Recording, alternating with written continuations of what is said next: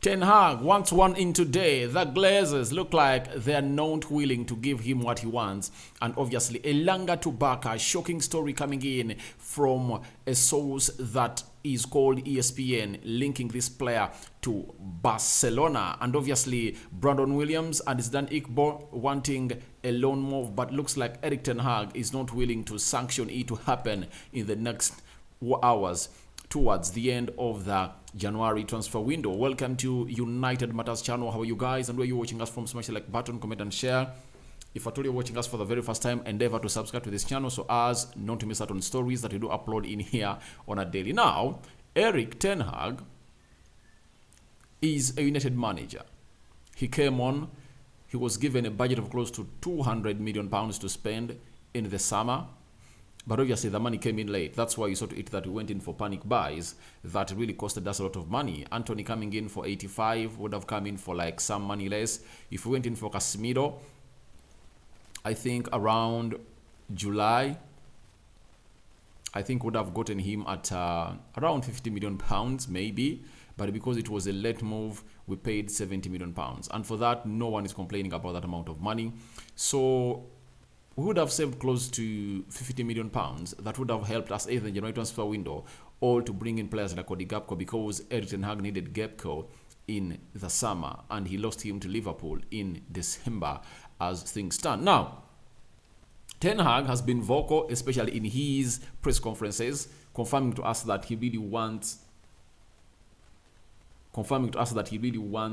more players at the club of Manchester United. If at all they could get him a forward or a midfielder, that would be okay. Fabrizio Romano confirmed it that he's looking in for one more player, especially in the advanced players of the midfield. Now, after the injury of Eriksen, I think he's run out of options, and he knows that if at all Casemiro or Freddy gets an injury, then his midfield is really going to be looking down and really weak. So he has gone ahead to make options to the Glazers.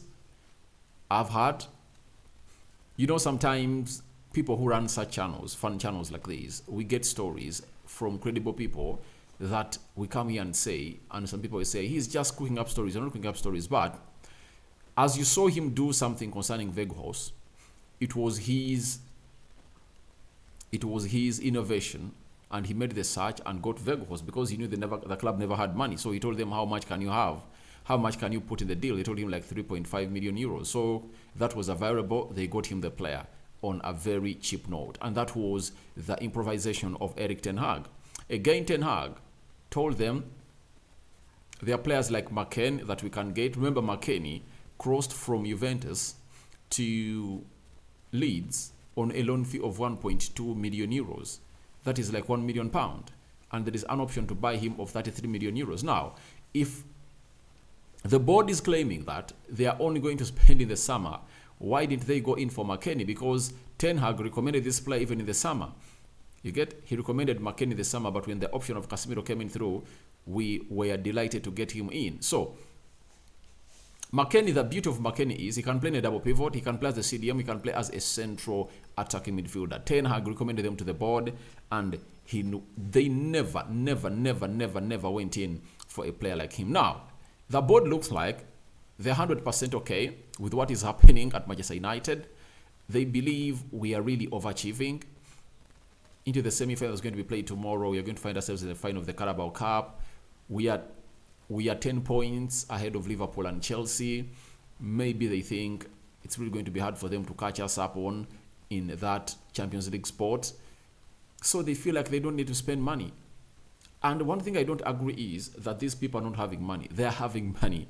They're having money with them. But they don't want to spend it because they believe they are going to get 5, 6, 7 billion from the sale of the club and really quit. And if at all I'm John Mata and Richard Arnold, this would have given me a reason to worry. Do you know why? If a competent owner comes in and he knows how a football club is supposed to be run, he's going to sit them down and quiz them. Why didn't you get in signings for the manager when he wanted them? Because Ten Hag will be vocal to the new owner that I wanted signings in the January transfer window. I would have gone in for a Premier League trophy, UEFA Europa League, FA Cup and Carabao Cup, but my squad was really short. I never had a thick squad. That's the explanation he's going to tell them. You get? We lose the game of Arsenal because Arsenal had Trossard from the bench. And us, we never had a replacement or a backup of Casemiro in that game. You get? We lost Anton Martial, and losing Anton Martial really caused problems to the club of Manchester United, because when he's leading the line, Ten Hag has been vocal about it, that we play better. So, this board is going to be sacked. My only worry is that the owners might come in late to an extent that they cannot go ahead and really do the needful. But look at Tony Boyle. He came on through and everyone left. Peter Cech left.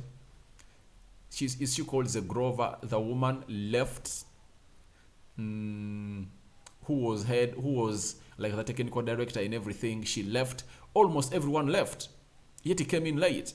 This is the movement. I would love to start Manchester United, get Richard Arnold, Mota out, because they are ill at the work they are doing. They are not running United as a competent club. They over-negotiate deals. We are overpriced. You get? So, I believe we need in other competent people to get the job done. Now, and these people, another reason as to why Richard Arnold and John Mata should get worried is simple. They've been doing this for a very long time. Under Louis van Gaal, he wanted he wanted Fabinho, he wanted Firmino, and Sadio Mane. He had scouted them very well. Do you know who they offered him?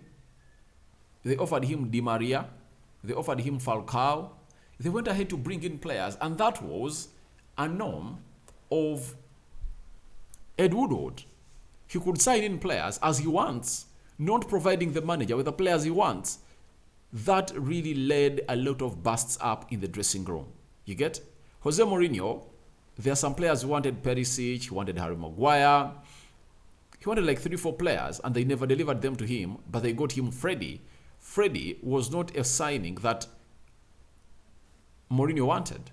That's why you saw to it that even when Freddie came in through, Mourinho never used him a lot, because he felt like that was not my signing. It was a signing of the board.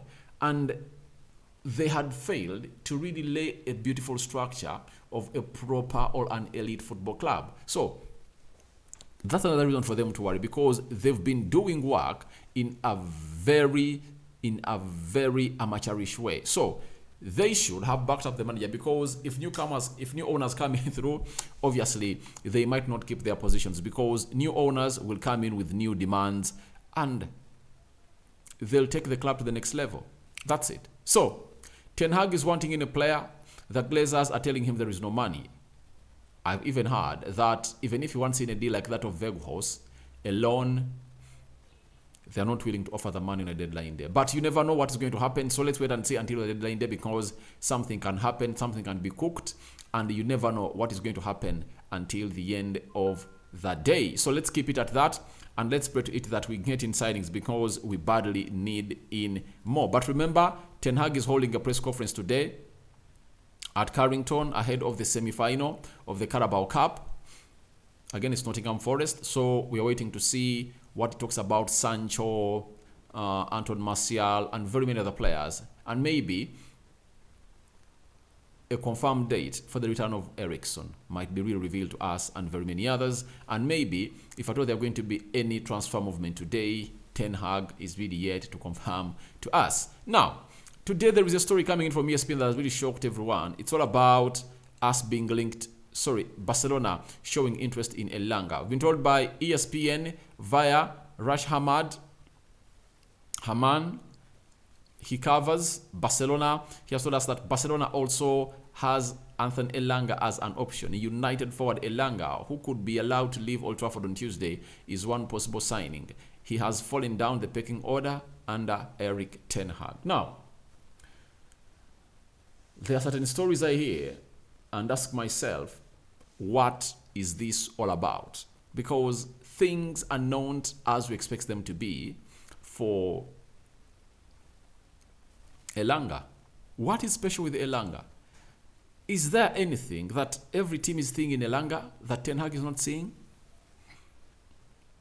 And Ten Hag might have already seen it because he's adamant of really selling him. PSV, Everton, Borussia Dortmund coming in at first. To me, one team that shocked me in those that came in for him is Borussia Dortmund. That shows that there is something special in this guy.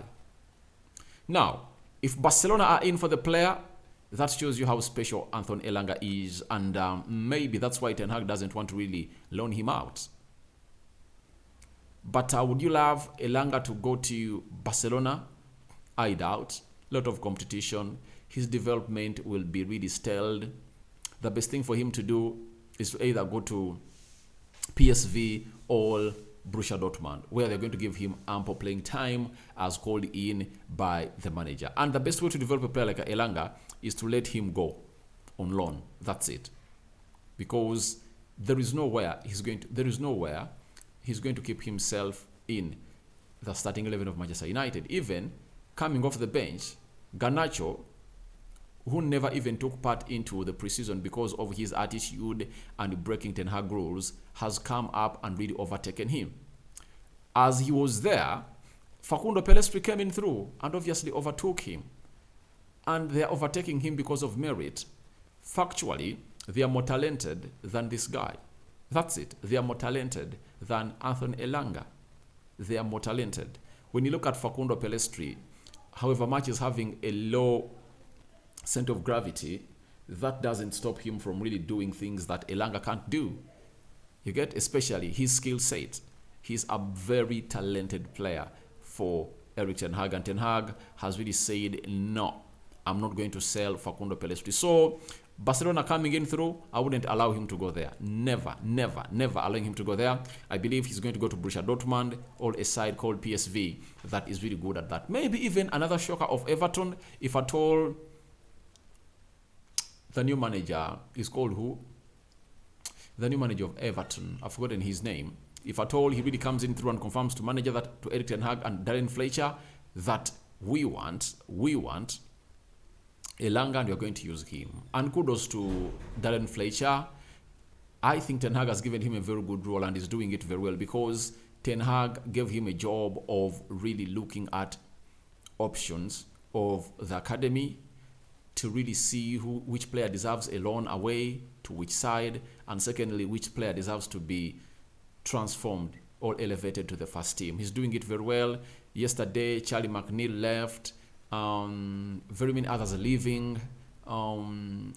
Charlie Savage to Forest Green, playing there. Great stuff for him as a young player, because his playing there will elevate him, increase his match fitness. Then you never know, next season he might get a team in the championship that might be interested in him because of his output on the field of play down there at Forest Green. Now let's talk about other two players that United are really looking at, and Ten Hag is adamant of really letting them out.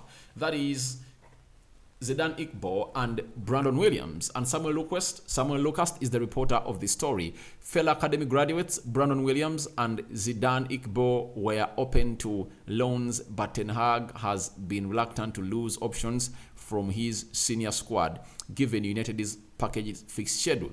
Now, to me, I believe these two, it's going to be hard for them to leave. Do you know why? Brandon Williams first. He plays as a right back. Right now, we are left with one right back who is fully fit. That is Bissaka.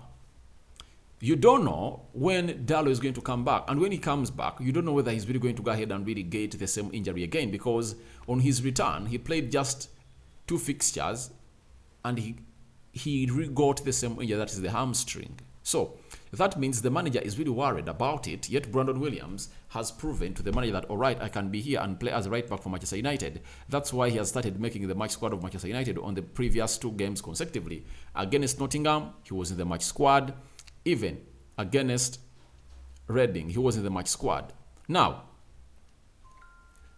for Zidane Iqbal, I think the injury of Eriksson has really caused a backlash onto his loan move, because Middlesbrough wanted him. That is Michael Carrick, the former manager of Manchester United. He wanted him to go out and play on loan at Middlesbrough because Ten Hag is short of options in the midfield to an extent that he believes that maybe it might be a chance for Zidane Iqbal to come in and really showcase his goods at Manchester United. Reason being, he has a better talent than Freddie and Scott McTominay.